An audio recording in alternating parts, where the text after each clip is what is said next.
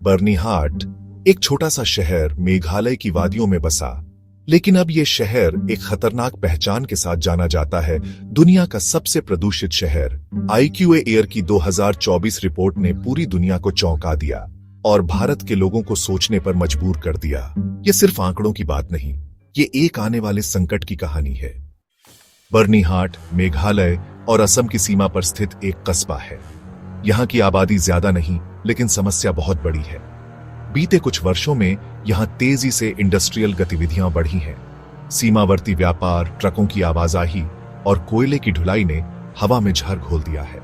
एक समय शांत इलाका अब धुएं, धूल और जहरीली गैसों का अड्डा बन चुका है। बर्नीहाट में प्रदूषण के कई मुख्य कारण हैं। कोयला आधारित उद्योग इलाका कई छोटे बड़े कोयला व्यापारों और ईंट भट्ठों से घिरा है।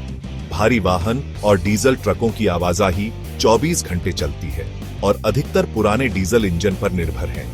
कचरे का जलना, उचित निस्तारण न होने के कारण खुले में कचरा जलाया जाता है। सरकारी लापरवाही, न मॉनिटरिंग सिस्टम है, न सख्त नियम लागू किए जाते हैं। इन सब का असर सिर्फ हवा पर नहीं, बल्कि हर सांस पर पड़ता है। कल्पना कीजिए, एक बच्चा जो हर सुबह स्कूल जाने से पहले दवा खाता है क्योंकि उसे सांस लेने में दिक्कत होती है। बर्नीहाट में यही हकीकत है। 65 साल की ललिता देवी कहती है, पहले पहाड़ों से ताजी हवा आती थी, अब सिर्फ धुआं और घुटन मिलती है।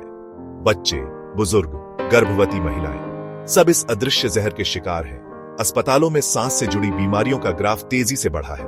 यह सिर्फ एक पर्यावरणीय आपदा नहीं, यह एक मानवीय त्रासदी है।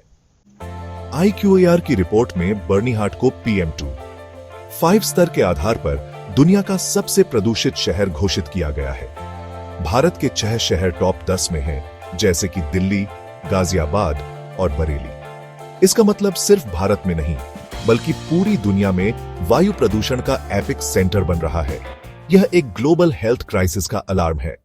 कुछ सरकारी योजनाएं शुरू की गई हैं, जैसे स्वच्छ वायु मिशन, पर बर्नीहाट जैसे छोटे कस्बों तक इनका असर पहुंचना अभी बाकी है। लोकल प्रशासन के पास न संसाधन है, न टेक्नोलॉजी। कुछ NGOs ने मास्क बांटे, पेड़ लगाए, लेकिन वो ऊंट के मुंह में जीरा है। जरूरत है ठोस और दीर्घकालिक कदमों की। हमें उम्मीद और समाधान दोनों तलाशने होंगे। क्लीन एनर्जी को बढ़ावा देना, ट्रकिंग सिस्टम में सुधार, कचरे का वैज्ञानिक निस्तारण, नागरिक स्तर पर जागरूकता बढ़ाना और सरकार से जवाबदेही की मांग करना। हर व्यक्ति का योगदान मायने रखता है। जब जनता सवाल करती है, तो व्यवस्था जवाब देने को मजबूर होती है।